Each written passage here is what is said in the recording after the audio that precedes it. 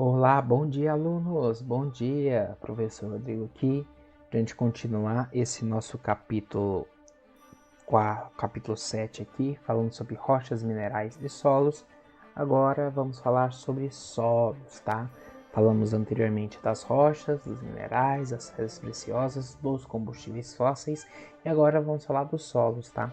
Mais uma das riquezas aí do nosso planeta, certo? Então peguem um livro de vocês, a partir lá da página 44 e vamos lá, tá? A gente precisa imaginar que os solos, eles são nada mais nada menos do que também parte da nossa litosfera. São parte da nossa crosta terrestre, ou seja, da camada superficialzinha ali do planeta, tá? E eles são formados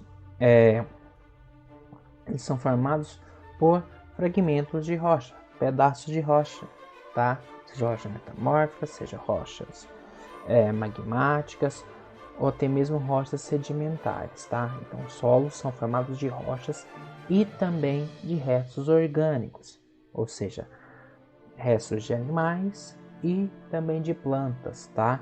Que vão se decompondo e se incorporando ao solo, ok? Tá? Continuando, vocês podem ver aí na página 44 do livro de vocês, os solos eles têm várias funcionalidades para a sociedade humana, quanto também para a natureza, como por exemplo, sustentar as florestas de todo o nosso planeta, ser onde cultivamos vegetais como arroz, feijão, milho, alface, tomate, onde estão as nossas casas, os nossos prédios, as ruas, todas as nossas cidades, assim como as rodovias e as ferrovias. Além, é claro, de ser um purificador natural da água que vem da chuva, da água que cai dos céus, ok? Os solos, como a gente falou antes, são compostos por partículas ou grãos de minerais, ou seja, pedaços de rochas, junto também com matéria orgânica, tá?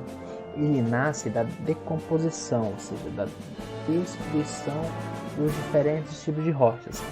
Esse processo de transformação das rochas em solos nós chamamos de intemperismo, tá? A gente pode classificar eles de 3 tipos, que a gente vai ver aqui agora, tá bem? O intemperismo físico. O intemperismo físico é quando o desgaste das rochas é feito através da variação de temperatura, ou seja, o calor que vem do sol, tá? Pela força do vento ou mesmo do gelo, tá? Sobre as rochas. Aqui do lado temos a primeira imagem, uma geleira, tá? Que é importante, formador de relevo e também do solo. E aqui uma rocha que foi esculpida pelo vento, tá? No intemperismo físico, as rochas se quebram, racham, se fraturam e ao longo do tempo os pequenos pedacinhos delas, pequenas partes que são os sedimentos, são carregados tanto pelo vento, pela água da chuva para outros lugares, tá? O intemperismo físico é o principal formador de solos em nosso planeta, tá? Por essa ação desses elementos, da temperatura, esquenta, esfria, com o passar do tempo vai acabando rachando as rochas, tá? Pela força do vento que vai batendo ao longo do tempo e vai também desgastando as rochas, além do gelo, tá bem? O intemperismo químico, tá? É quando as rochas são decompostas, são transformadas pela ação da água, né? Aquela velha história, água mole em pedra dura, tanto bate até que fura, vem daí, porque ao longo do tempo a água ela vai fazendo com que as rochas vão se quebrando, vão encharcando, vão mudando sua composição até que elas vão se desgastando, ok? E esses pedacinhos, os sedimentos, os fragmentos, são levados para locais às vezes muito distantes daquele lugar onde a rocha existia, ok?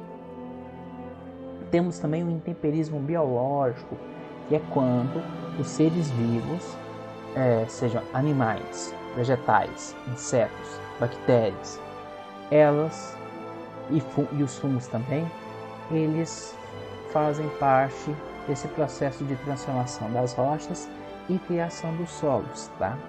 A gente tem aqui na imagem a imagem de uma minhoca, tá?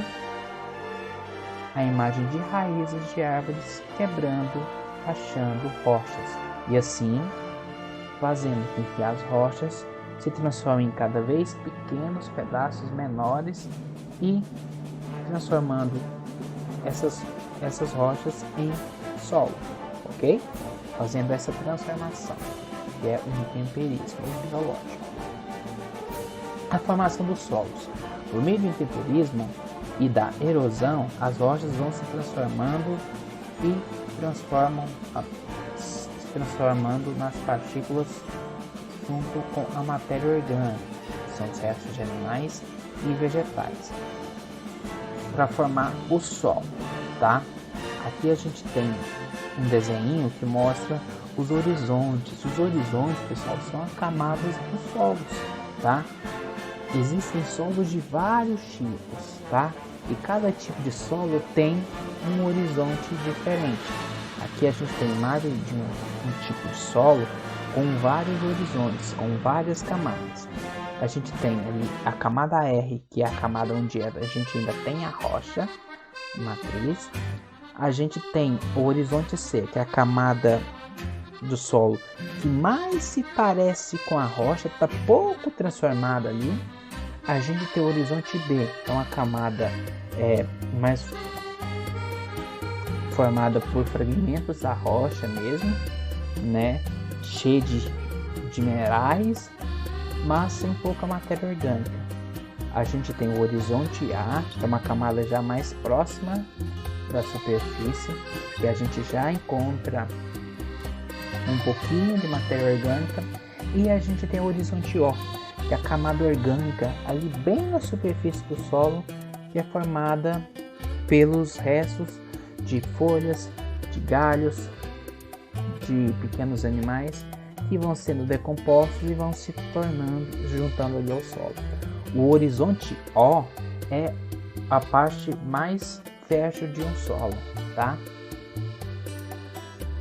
Aqui a gente tem os tipos de solos mais comuns na nossa superfície terrestre. Nós temos o solo argiloso, como o próprio nome diz, é um solo que tem muita argila, ele é feito de pequenininhos pedaços de rocha, tá? A gente tem um solo arenoso, que é um solo que já possui mais, como o nome diz, já possui mais areia, é um solo com pedaços de rochas bem mais maiores do que o solo argiloso. Temos o solo humoso, que é o solo rico em matéria orgânica. Aquela parte que a gente viu lá atrás, que é o horizonte O, é muito maior, são solos muito férteis. E nós temos também o solo calcário, que são solos formados por fragmentos de rochas sedimentares, ok? Ao lado aqui a gente tem o perfil de um solo, né? A gente consegue perceber aqui as diferentes cores do solo e a gente consegue ver aqui facilmente aqui dois horizontes. O horizonte O aqui em cima, onde o solo está com a cor mais escura, próximo à grama. E aqui a gente tem um horizonte A e um horizonte B aqui, tá bem? Continuando, os solos também, assim como outros aspectos da natureza, são muito degradados, tá? O solo ele vai se tornando degradado quando ele perde seus nutrientes, seus sais minerais, né? A matéria orgânica e principalmente a área, pedaços de solo, né? Essa degradação acontece ao longo do tempo, de forma mais rápida ou de forma mais lenta, tá? tanto por fatores naturais, como chuva, como os ventos, ou por fatores humanos, ou seja, a ação humana pode degradar o solo também, tá? Os principais tipos de degradação do solo são a erosão e o desmatamento. A erosão é o desgaste do solo ao longo do tempo, tanto pela ação da natureza, acontece pela ação da natureza, mas pode ser acelerada pela ação do homem, né? Através do desmatamento, tá?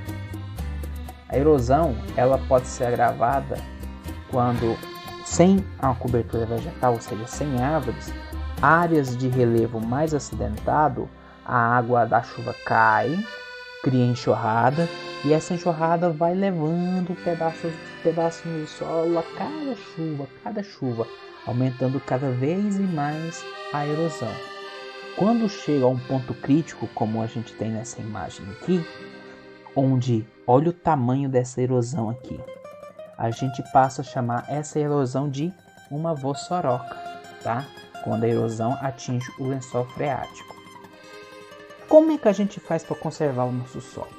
Existem várias técnicas que ajudam que os seres humanos, a humanidade vem criando ao longo do tempo, que ajudam a protegermos o nosso solo, tá? Para evitar que ele se desgaste os nutrientes de forma mais rápida e percamos áreas de solo para a erosão. O primeiro aqui a gente tem a curva de nível, tá? Vocês podem ver isso daí lá na página 50 do livro de vocês, falando sobre cada uma dessas técnicas, tá? A curva de nível ela é usada em terrenos de mais ou menos uma declividade média e evita que a água da chuva leve o solo para as áreas mais baixas do relevo, tá?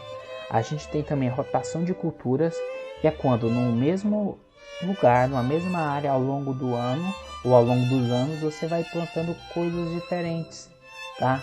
Para evitar que um tipo de plantação acabe com os nutrientes daquele solo, tá? Então a gente usa o chamada rotação de cultura. Temos também o plantio direto, que é o plantio em cima da cultura anterior, ou seja, aproveitando essa matéria orgânica que fica do cultivo anterior, tá? Isso faz também que os solos não percam tanta umidade, tá? Aqui nós temos um plantio direto de soja, um plantio direto de milho na imagem. Temos também o terraceamento ou plantação em terraços, que são o cultivo usado em lugares com muita declive, com um relevo muito acidentado, tá? Praticamente em montanhas. São cavados verdadeiros degraus nessas áreas, nesses morros, nessas montanhas, e ali são plantados arroz, chá, tá?